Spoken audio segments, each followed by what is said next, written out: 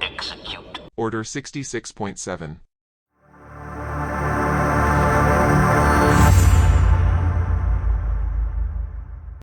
This is Order 66.7, and the battle just changed. Atomic Mass Games has released a new set of brand new shiny upgrade cards. It's shiny and new, just like you. First off is Strike and Fade, for speeder units. While it is a training, you don't need a training slot to equip it. For 5 points, Exhaust to make a move action after attacking. Good for getting away from retaliation while still being able to pack a punch. Is this the upgrade that finally allows the swoop bikes to see play? Sticking their head out the side is the Door Gunner's upgrade. 12 points for a fixed side, range 1 to 2, 2 white, 2 black die weapon. That if you don't use it during an attack action can make a free attack action immediately after using only this weapon. This can be added even if you do not have a crew slot for it as well. This only has 3 homes at the moment, the LAAT, the AA of 5 and the Gav tank. The Republic LAAT seems like the best home for it, having the shock pilot giving out another free surge token after each attack, if you can find something to throw some dice at in the sides. Creeping up is Mission Objective, a training for troopers. Allowing a re-roll of a die of enemy contesting an objective by exhausting. Don't stress too much, at the start of your activation it readies. For 6 points half an aim with restrictions every turn, seems quite good. Not sure if you will see this more on characters or units, but if you have a free 6 points and a training slot, this will probably pay for itself over the course of the game. Strike Team Leader slips into the game for operatives. It allows a Special Forces unit to be selected during setup, and that unit effectively gains retinue. When within 2, the Special Force unit gains an aim or dodge, and the operative can gain the benefit of backup from the Special Forces unit. However, it is unique and costs 8 points in a valuable training slot. If you have an operative and Special Forces unit that will be working the same general area, consider this. The dual restriction of operative and the Special Forces unit really limits this to a handful of characters. There is only Maul as the option for Shadow Collective if he doesn't take the Dark Saber. However, Rookcast is already an upgrade for a Super Commandos, so you can get 2 units with retinue, I guess. Other factions have limited options as well. However, the CIS have an interesting one, Sun Fact and BX Droids. For 167 points you gain a movable duo that can take care of itself to hold an objective forward, while harassing the enemy. Trusted Agent swaggers into the game. A command upgrade for 5 points. Expend this upgrade to issue an order to an allied operative. Note it doesn't say another allied operative. So if you have a command slot it can work like Seize the Initiative.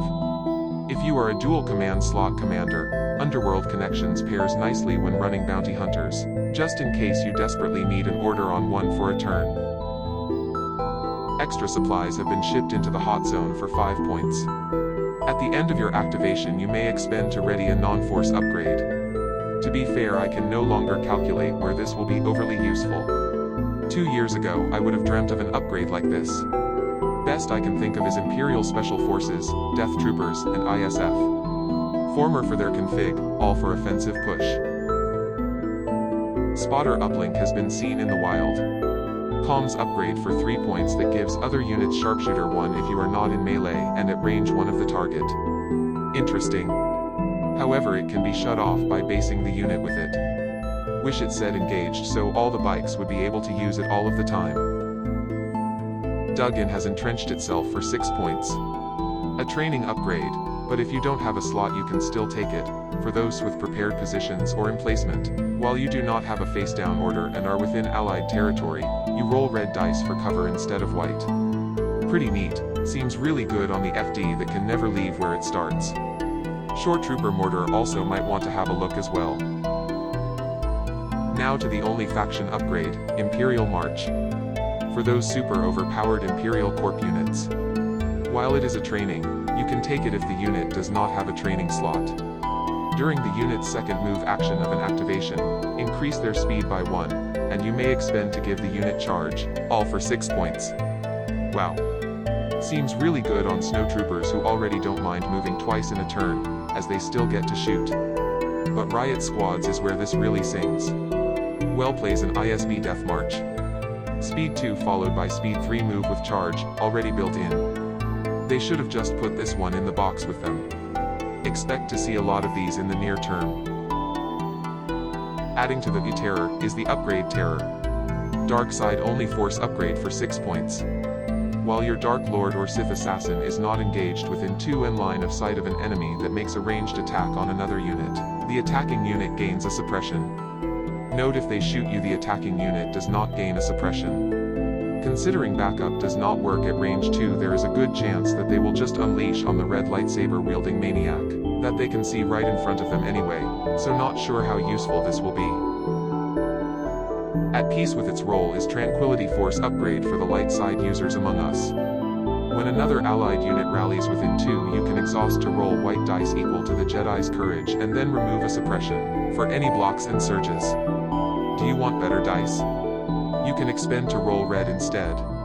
The timing window is tight, but if after rolling Tranquility the unit checks for panic or being suppressed, 10 points is expensive for an exhaustible passive effect that might in some games save you but might not be needed at all. The bigger cost is going to be not being able to throw your beat stick into melee to babysit someone who is feeling a bit sad.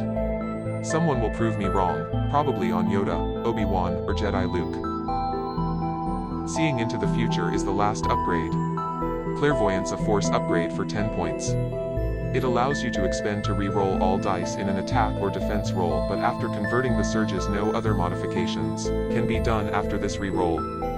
This could be a get out of jail free card, especially for those with surge to block. Deflect and block according to my calculations will still be usable as they both add surge conversion if the conditions are met.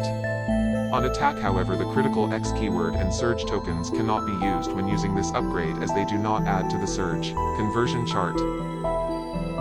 Overall, these upgrades add some much needed new options that will allow some new builds for both units and characters. This has been Order 66.7, where the galaxy's battles are always up to date. Subscribe for more briefings on list tech, errata strategy, and Shatterpoint and Legion updates, straight from the Holonet. All wings report in. Red 10 standing by. Red 7 standing by. Red 3 standing by. Red 6 standing by. Red 9 standing by. Red 2 standing by. Red 11 standing by. Red 5 standing by. REKON standing by.